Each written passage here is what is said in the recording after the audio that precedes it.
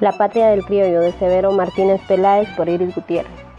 En este libro se ensaya a hacer historia de Guatemala, bajo principios metodológicos que se aplican por primera vez al estudio de nuestro desarrollo.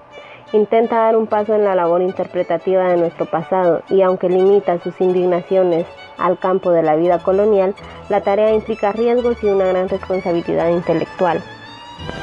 Habla sobre la tragedia que sufrió la ciudad de Santiago de Guatemala el 18 de febrero de 1651. Describe la crisis de los terremotos de ese entonces, cómo la gente reaccionó ante tal desgracia, derrumbes, edificios seriamente dañados que se desplomaron con terremotos subsiguientes. Menciona a un niño que luego sería reconocido como don Francisco Antonio de Fuentes y Guzmán, escritor de una célebre crónica acerca de lo vivido en el terremoto. Describe su infancia acerca de que su abuela no lo dejaba juntarse con los indios, aun cuando él no albergaba sentimientos de odio o discriminación hacia ellos. Fuentes y Guzmán era descendiente de personas importantes de la historia, funcionario perpetuo, propietario de tierras, era un típico heredero de la conquista. En ese entonces estaban los criollos nuevos, quienes venían de España, y los criollos viejos de Abolengo, que eran los descendientes de los conquistadores. La pugna entre españoles americanos y españoles peninsulares fue muy acusada en las provincias mayores. En los siglos coloniales corría un proverbio: gachupín con criollo, gavilán con pollo. Esto se refería a la enemistad entre españoles y criollos e insinuaba discretamente ciertas ventajas de los españoles sobre los criollos. Thomas Gage concluyó que los criollos y españoles eran dos grupos de habitantes opuestos entre sí, como en Europa los españoles y los franceses. Debido a eso, surge la pregunta: ¿los criollos estaban siendo desplazados?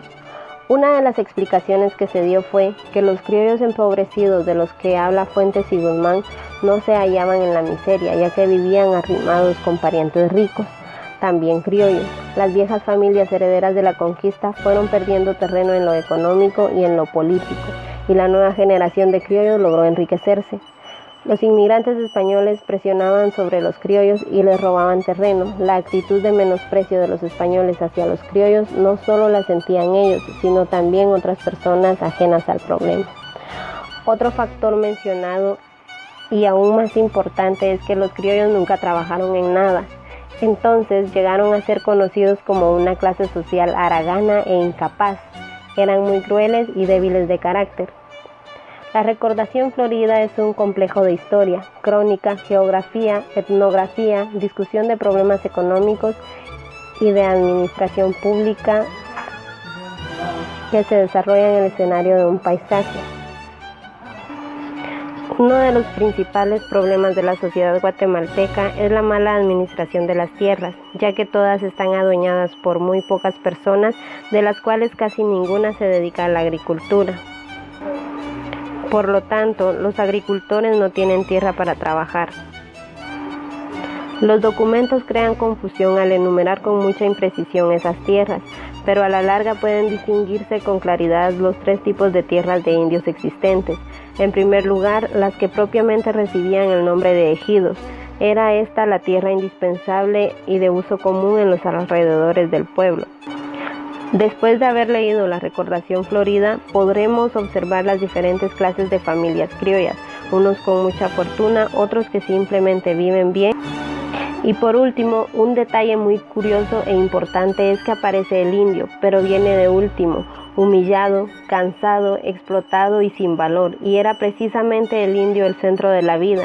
En este tiempo fue él la razón de los colonizadores para tratar de conquistar este territorio, ya que el indio era una persona trabajadora, por momentos incansable y también, por ingenuidad, más fácil de explotar. Por causa del criollismo se manifestaron prejuicios menores, como el que el indio es desconfiado y malicioso, rechaza los beneficios de la civilización o que es abusivo cuando se le da un trato amistoso. El criollo se lamenta por los indios desconfiados y la realidad dice: pobres los indios cuando confían. Las leyes españolas no prohibían el casamiento entre españoles e indígenas, sino que los fomentaban. Sin embargo, los españoles prefirieron mantener las diferencias entre los dos grupos. No se casaron con ellas, sino que se dio un tipo de mestizaje feudal al surgir la servidumbre en la colonia.